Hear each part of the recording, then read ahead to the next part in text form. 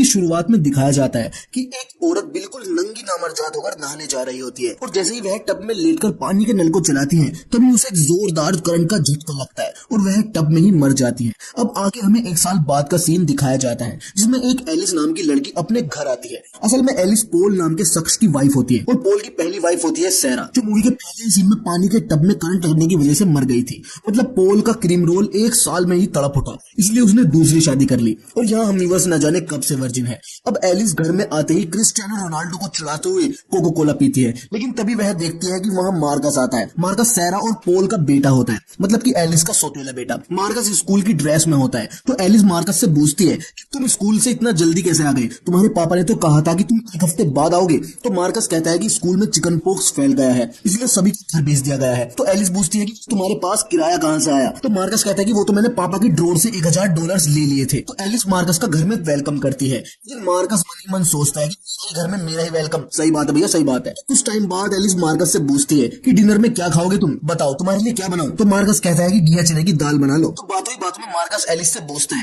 तो तुम्हारी एज क्या है। तो एलिस बताती है कि 22 साल है। तो मार्कस कहता है कि इसका मतलब जब तुम 35 साल की हो जाओगी तो मैं 25 साल की हो जाऊंगा। उसका इशारा कहाँ होता है यह हम व्यूअर्स और एलिस अच्छे से जानते हैं। तो मार्कस का यह बिहेवियर एलिस को अजीब लगता है। आगे दिखाते हैं कि एलिस को पोल का कॉल आता है और वह मार्कस से बात करने के लिए कहता है। तो एलिस मार्कस के रूम में जाती है, लेकिन मार्कस नहा रहा होता है। तो एलिस बाथरूम का दरवाजा खटखटाती है कि मार्कस ये लो तुम्हारे पापा का फोन है। तो मार्कस कहता है कि अंदर को आजा, बाहर क्यों खड़ी है। तो एलिस फोन लेकर अंदर चली जाती है और वह मार्कस की बात पोल से करवाती है। तो पोल फोन पर कहता है कि और छोटे चूहे कैसी लगी नहीं मम्मी। तो मार्कस कहता है कि रबड़ी है बिल्कुल। और फिर मार्कस फोन एलिस को दे देता है। तो एलिस पोल से बातें करने लगती है। तभी हम व्यूअर्स देखते हैं कि मार्कस एलिस को पीछे से पकड़ लेता है और एलिस के खरबूजे को टच करने लगता है, लेकिन तभी एलिस मार्कस को उससे दूर करती है, जिससे एलिस के साथ हम भी समझ जाते हैं कि मार्कस सिर्फ देखने में ही बच्चा है, मार्कस के पेचकस बिल्कुल बड़ो जैसा है। तो अब एलिस बाथरूम से बाहर आ जाती है और बाहर आकर मन ही मन मरी हुई सैरा से कह रही होती है कि कितना हरामी लड़का पैदा किए हो तुम। अब आगे दिखाते हैं कि पोस्टमैन कुछ लेटर्स लेकर आता है, वह लेटर बॉक्स में डालकर चला जाता है,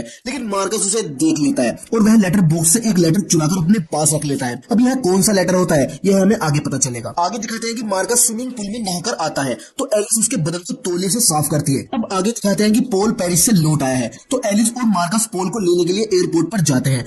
पोल आते ही सबसे पहले मार्कस को एक किस करता है, जिसे देख एलिस को थोड़ा अजीब लगता है कि मेरी चुम्मो नाली, पहले अपने लोंडे की चुम्मो ले रहा। पोल फिर एलिस की भी एक चुम्मो लेता है। तब जाके एलिस को थोड़ा सब्र आता है, वह यह नहीं सोचती कि मार्कस बिन माँ का बच्चा है इसमें। तो अब यह कार से अपने घर जाने लगते हैं। पोल को पेरिस से प्यासा आया था तो वह कार में ही एलिस के मुंह के कोई फेरने लगता है और मार्कस भी पीछे से देख रहा होता है। हालांकि ड्राइव कर रही होती है लेकिन वह भी पोल के स्पर्श का आनंद ले रही होती है। तभी अचानक से कार के सामने एक ट्रक आता है, लेकिन एलिस एक बेहतरीन कट मारकर कार को आगे निकाल लेती है तो एक्सीडेंट होने से बच जाता है। तो यह देख पीछे बैठा मार्कस एक कविता पढ़ता है कि संभोग है दुनिया की ऐसी क्रिया जिसमें नहीं मतलब हार जीत से, पापा के पाप कार में ही शुरू हो गए, भर के लाएंगे शिला जीत से। घर जाते ही पापा एलिस पर टूट पड़ेंगे, तोड़ देंगे हड्डी को, कपड़े उतारने में टाइम बर्बाद नहीं करेंगे, यूं डाल देंगे साइड करके चड्डी को। और यह कविता सुनने के बाद हम व्यूअर्स तुरंत समझ जाते हैं कि मार्कस जरूर अपने पेचकस के साथ पहले खिलवाड़ कर चुका है। अब यह सब घर पहुंच जाते हैं और घर पहुंचते ही वैसा ही होता है जैसा मार्कस ने अपनी कविता में कहा था।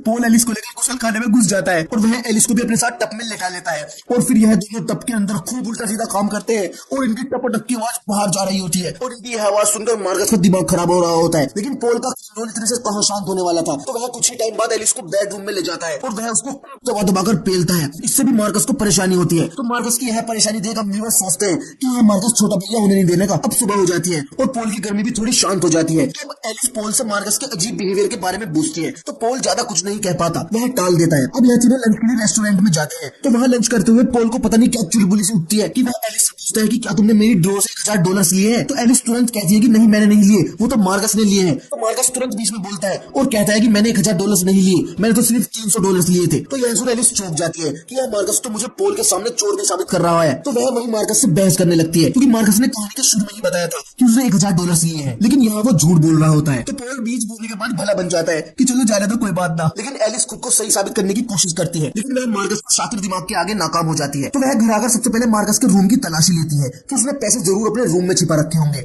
एलिस को मार्कस के रूम में पैसे तो नहीं मिलते, लेकिन उसे एक फटा हुआ लेटर मिलता है जिसे वह जोड़कर पढ़ लेती है। यह वही लेटर होता है जो शुरू में मार्कस ने छिपा लिया था। असल में इस लेटर में लिखा होता है कि मार्कस को स्कूल से निकाला जा रहा है। तो लेटर पढ़ते ही एलिस समझ जाती है कि मार्कस ने इस लेटर को क्यों फाड़ दिया, लेकिन एलिस पोल से इस बारे में नहीं बताती क्योंकि उसे पता है कि पोल अभी तो ज्यादा ही बेटा के बाप बन के दिखा रहा। तो अब यह तीनों स्विमिंग पूल में नहा रहे होते हैं और तीनों ही आधे नंगे होते हैं। तो जब एलिस चोली और कच्ची पहनकर होती है तो मार्कस पॉल से कहता है कि लगता है कि एलिस मुझे पसंद नहीं करती क्योंकि उसने रेस्टोरेंट में मुझ पर चोरी का इल्जाम लगाने की कोशिश की। तो इस पर पॉल कहता है कि बेटा ऐसा क्यों बात कर रहा है तू, उसे शायद गलतफहमी हो गई होगी। तो मार्कस कहता है कि नहीं ऐसा नहीं है, उसने मेरा रूम भी चेक किया, यह भी मुझे पता है। तो पॉल इस बात पर एलिस से गांड का सा मुंह बना लेता है और बाद में एलिस से पूछता है कि क्या तुमने मार्कस का रूम चेक किया था। लेकिन एलिस उसके सामने नागिन की तरह लहराती रहती है तो वह उससे ज्यादा कुछ नहीं पूछ पाता। तब एलिस पॉल से मार्कस का स्कूल का एड्रेस लेती है और पहुंच जाती है सीधा स्कूल में। तो एलिस स्कूल के प्रिंसिपल से बात करती है कि आपने मार्कस को स्कूल से क्यों निकाल दिया। प्रिंसिपल कहता है कि मैंने तो लेटर भी सेंड किया था, वो लेटर मुझे नहीं मिला, मुझे वो अब मिला है, वो भी मार्कस के रूम से फटा हुआ। प्रिंसिपल कहता है कि आप हस्बैंड को क्यों नहीं लाई। तो एलिस कहता है कि मैं खुद ही इस मामले को निपटाना चाहती हूँ। तो तब प्रिंसिपल एलिस को सारी बात बताता है कि मार्कस एक नंबर का ठरकी बच्चा है, वह क्लास की लड़कियों के स्कर्ट में झांक कर देखता है,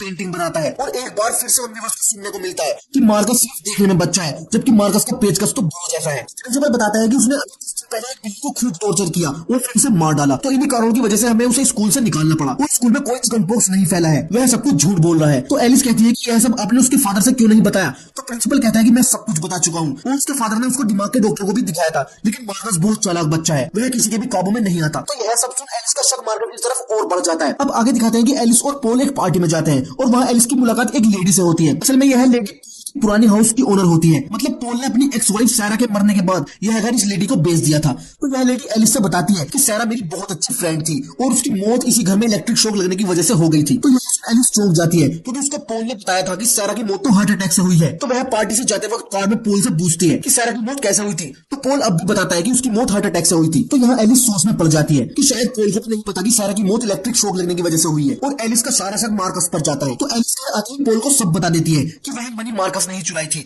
और मैं मार्कस के स्कूल गई थी, वहाँ कोई चिकन पॉक्स नहीं फैला हुआ है और मार्कस को स्कूल से निकाल दिया गया है क्योंकि उसने एक बिल्ली को टॉर्चर करके उसे मार डाला। तो इस पर पॉल कहता है कि ठीक है मैं मार्कस से बात करूंगा और फिर दोनों बिल्कुल नंगे नामर जात होकर संभोग करने लगते हैं। और संभोग के बाद पॉल एलिस से कहता है कि देखो जब से मार्कस की मम्मी की डेथ हुई है तब से भी मार्कस ऐसी हरकतें कर रहा है। तो यह सुन एलिस को भी मार्कस पर तरस आने लगता है और वह सोचने लगती है कि शायद मैं एक छोटे मासूम बच्चे पर ज्यादा ही शक कर रही हूँ। लेकिन शायद एलिस यहाँ भूल रही होती है किसी मासूम ने बाथरूम में उसकी मौसमी दबोच ली थी। अब सुबह हो जाती है और एलिस मार्कस से बात करने के लिए उसके रूम में जाती है। मैं समझ सकती हूँ कि तुम्हारी मोम के जाने के बाद तुम पर क्या बीत रही होगी। और वह मार्कस से पूछती है कि तुम्हारी मोम को हार्ट अटैक अचानक कैसे आ गया। तो उस पर मार्कस कहता है कि उनकी मौत एक्सीडेंट से हुई थी ना कि हार्ट अटैक से। तो कौन सा एक्सीडेंट। तो मार्कस कहता है कि अपने हस्बैंड से पूछो, मैं कुछ नहीं बताने वाला। एलिस मार्कस से काफी रिक्वेस्ट करती है लेकिन मार्कस एलिस को कुछ नहीं बताता। अब आगे दिखाते हैं कि एलिस शराब के नशे में आती है और वह मार्कस को खूब उकसाने की कोशिश करती है कि वह गुस्से में आकर कुछ सच बोल दे, लेकिन मार्कस में बहुत पेशेंस होता है, वह अपने मुंह से कुछ भी नहीं बोलता और बहुत ही शांत रहता है। तो एलिस गुस्से में पॉल के पास जाती है और उसे सद्दीस करने लगती है और कहती है कि आज तेरी जहाज में गदर मचाना है। लेकिन पॉल को गुस्सा आ जाता है और वह कहता है कि मुझे अभी एयरपोर्ट के लिए निकलना है और तुम्हारी हरकत देखो, यहाँ मार्कस भी है, शर्म नहीं आ रही। तो पॉल गुस्से में अपने रूम में चला जाता है और एयरपोर्ट पर जाने के लिए तैयार होने लगता है। तो तभी वहां एलिस आती है और वह पॉल से अपनी गंदी हरकत के लिए माफी मांगती है, लेकिन पॉल गुस्से में चला जाता है और कहता है कि जब नशा उतर जाए तो मुझे फोन कर लेना। तो पॉल के जाते ही एलिस रोने लगती है। अब आगे दिखते हैं कि एलिस अपने बेड पर पड़े पड़े सोच रही होती है कि जरूर मार्कस के दिमाग में कुछ राज है जिसे जानना है। तो तभी उसकी नजर अपने रूम की रूफ पर पड़ती है। तो वह तुरंत रूम की छत पर जाती है और वह देखती है कि छत में एक होल किया हुआ है जिसमें से उसके रूम का बेड साफ साफ नजर आ रहा है। तो वह देख वह तुरंत समझ जाती है कि वह मार्कस का काम है, मतलब वह पॉल और एलिस के अब तक की सारी संभोग लीला देख चुका है। तो एलिस तुरंत गुस्से में मार्कस के रूम में जाती है और उससे कहती है कि मुझे सब पता चल गया है कि तुम मुझे और एलिस को स्वागत बनाते हुए देखते हो। तो मार्कस कहता है कि हाँ मैं देखता हूँ। तो एलिस पूछती है तो मार्कस कहता है कि इससे मेरा बनने लगता है। तो एलिस कहती है कि क्या तुम करते थे। तो मार्कस कहता है कि इतना एंटरटेनिंग नहीं होता था जितना तुम करती हो। तो अब एलिस पूछती है कि क्या तुम्हारी मोम की मौत से तुम्हारा कोई संबंध है। तो मार्कस कहता है कि मैं तुम्हें इन्फॉर्मेशन फ्री में क्यों दूं। तो एलिस कहती है कि ठीक है मैं मध्य में तुम्हें पैसे देती हूँ। तो मार्कस कहता है कि पैसे तो मेरे से ले ले। तो एलिस पूछती है क्या चाहिए तुम्हें। तो मार्कस यहाँ एक कविता पढ़ता है। तो जानता हूँ तुम्हारे पास है काफी सवाल और मेरे पास है उनके जवाबों का गोदाम। तो जानती मेरी पैंट के अंदर तड़प रहा है मेरा कच्चा बादाम। रोज देखता हूँ मैं तुम्हारा संभोग, उसके बिना मैं कभी नहीं सोता। दिखते हैं आज देख रहा तेरा गुलाबी तोता। तो यह कविता सुनने के बाद एलिस भी मार्कस को पलटवार में कविता सुनाती है क्योंकि एलिस बहुत ही बड़ी कवि होती है। बाल है सुनहरे मेरी आंखें नीली, है गुलाबी और निप्पल है लाल। सोफिया अंसारी को देख कर तू मर्द बन रहा है, नीचे नहीं आए होंगे भी तेरे चार भी बाल। ठीक है ख्वाहिश पूरी करती हूँ लेकिन नहीं तुझे तेरा ही शस्त्र, एकदम से सारे कपड़े नहीं उतारूंगी मैं, एक उत्तर के बदले उतरेगा एक ही वस्त्र। सुनने के बाद मार्कस कहता है ठीक है पूछ तुम्हें क्या पूछना है। तो एलिस अपने पेट खोलते हुए पहला सवाल बोलती है कि क्या सैरा की मौत एक एक्सीडेंट थी। तो मार्कस जवाब देता है कि नहीं। तो एलिस अपनी पैंट खोलते हुए कहती है कि क्या सैरा का मर्डर हुआ था। तो मार्कस कुछ नहीं बोलता। जब सैरा पैंट उतार देती है, जब मार्कस कहता है कि सैरा का मर्डर हुआ था, तो इससे एलिस चौंक जाती है। तो अब एलिस पूछती है कि क्या सैरा की हार्ट कंडीशन के बारे में पॉल जानता था। चोली उतार देती है। तो मार्कस कहता है कि नहीं, पोल खुद नहीं जानता था। तो अब एलिस अपनी कच्ची उतार के कहती है कि सारा मतलब किसने किया है। तो मार्कस तुरंत कहता है कि मैंने किया है। तो एलिस तुरंत खुद को एक चादर से लपेट लेती है और मार्कस से कहती है कि तुम झूठ बोल रहे हो, तुम गुलाबी तोता देखने के लिए यह सब कर रहे हो। लेकिन मार्कस कहता है कि नहीं, मैंने सच में अपनी मोम का मर्डर किया है। तो एलिस अब मार्कस के रूम से चली जाती है और वह तुरंत पोल को पेरिस से बुला लेती है और सबसे पहले वह पोल को अपने रूम की छत पर लेकर जाती है और पोल को वह होल दिखाती है। लेकिन वहां कोई होल नहीं होता क्योंकि मार्कस ने उसे पहले ही बंद कर दिया था। तो पोल कहता है कि तुमने मुझे इस होल के लिए बुलाया था, मुझे लगा तुम्हारे होल में कुछ दिक्कत आ गई है, क्योंकि पोल एलिस के होल का बहुत तगड़ा दीवाना होता है। तो अब एलिस पोल को काफी समझाती है कि यह सच में होल था और यह होल मार्कस ने किया हुआ था। लेकिन पोल एलिस की बात पर विश्वास नहीं करता। तो एलिस के काफी जिद करने के बाद पोल मार्कस को दिमागी डॉक्टर को दिखाने के लिए तैयार हो जाता है और इससे एलिस भी खुश हो जाती है। तो अब मार्कस फिर से एक चाल चलता है, तो मार्कस स्विमिंग पूल में डाल देता है और इल्जाम एलिस पर लगा देता है। तो इससे पोल को भी लगने लगता है कि डॉक्टर की ज्यादा जरूरत मार्कस को नहीं, एलिस को है। तो वह एलिस को एक डॉक्टर के पास लेकर जाता है। यहाँ डॉक्टर एलिस से कुछ सवाल करती है और एलिस सभी सवालों के जवाब ईमानदारी से देती है और सभी जवाबों को सुनने के बाद डॉक्टर को लगता है कि शायद एलिस मार्कस को पसंद नहीं करती, इसलिए उसका बर्ताव मार्कस के साथ सही नहीं है। मार्कस अपनी बेशक शक्ल का पूरा फायदा उठाता था। उसने डॉक्टर से यह भी बोल दिया था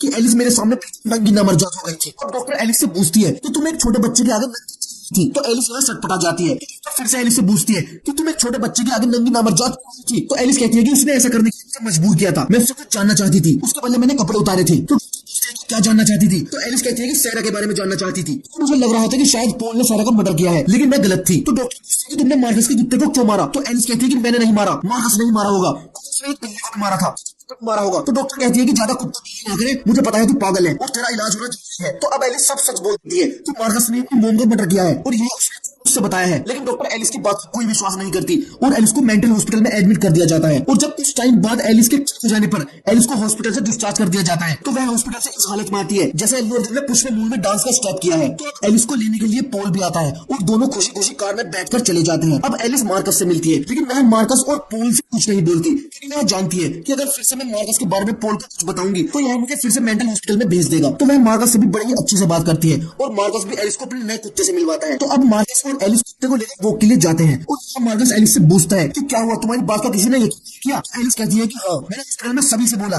लेकिन किसी ने मेरी बात का कोई यकीन नहीं किया। तो मार्कस कहता है कि अगर तुम मेंटल हॉस्पिटल में न जाती तो मैं तुम्हें जान से मारने वाला था, लेकिन अब मैं तुम्हें नहीं मारूंगा क्योंकि मुझे तुम्हारी लेनी है। तो एलिस कहती है कि मैं भी पोल से बोर हो चुकी हूँ, वह अब दमदार मुस्टंडर नहीं रहा। तो एलिस मार्कस किस करती है और फिर वॉक के लिए आगे बढ़ जाते हैं। तो तभी एलिस देखती है कि रोड पर एक कार बड़ी ही तेजी के साथ आ रही होती है। तो एलिस तुरंत मार्कस के हाथ से बॉल लेकर कार के आगे फेंक देती है। कुत्ता बॉल के पीछे जाता है और मार्कस कुत्ते के पीछे, जिससे मार्कस को कार बहुत तेज चक्कर मारती है और मौके पर ही मार्कस की मौत हो जाती है। एलिस की खतरनाक स्माइल के साथ कहानी खत्म हो जाती है।